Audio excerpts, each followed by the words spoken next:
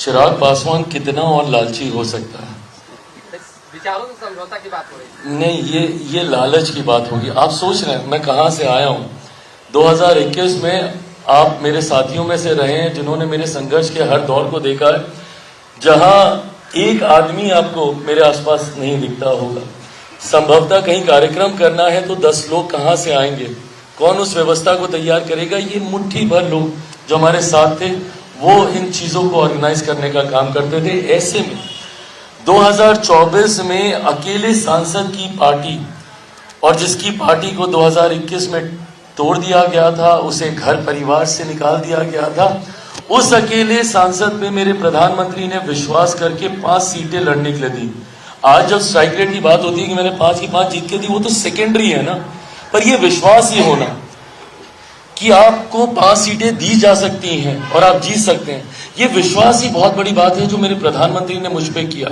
उसके बाद उनके विश्वास पे मैं खरा उतरा, वो सेकेंडरी था।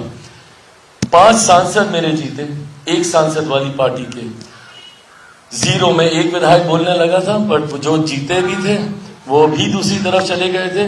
तो 0 विधायक वाली पार्टी को 29 सीटें दे दी जाती हैं चुनाव लड़ने के लिए। उसमें से हम 19 जीत के आते हैं तब, जबकि निरंतरता में ये नैरेटिव सेट किया जा रहा था कि सारी हारने वाली सीटें दी गई हैं। दहाई का आंकड़ा भी चिराग पासवान की पार्टी पार नहीं कर पाएगी। एंड जो कि वे डाटा के हिसाब से देखें तो सही भी था। 29 में से 26 हारी हुई सीटों पर मेरे प्रत्याशी चुनाव लड़ रहे थे। बट उसके बावजूद ये विश्वास होना गठबंधन का कि आपको 29 सीटें दी जा सकती हैं और आप उसमें से 19 आप जीत कर आते हैं। 2 मंत्रियों को पहले उसमें शपथ भी दिलवा दी जाती है। अब अगर इसके बाद भी मैं गठबंधन से कुछ मांगूं तो मुझसे बड़ा नाशुक्रा कोई नहीं होगा, मुझसे बड़ा लालची कोई नहीं होगा। इसके बाद भी अगर मैं मलाल रखूंगा किसी तरीके से तो फिर मुझे खुशियों को मनाना नहीं आता होगा। तो ऐसे में जितना मिला है, मैं मानता हूं कि ये मेरे पिता के आशीर्वाद से हम लोग यहां तक पहुंचे हैं, तो मलाल कतई किसी बात का नहीं।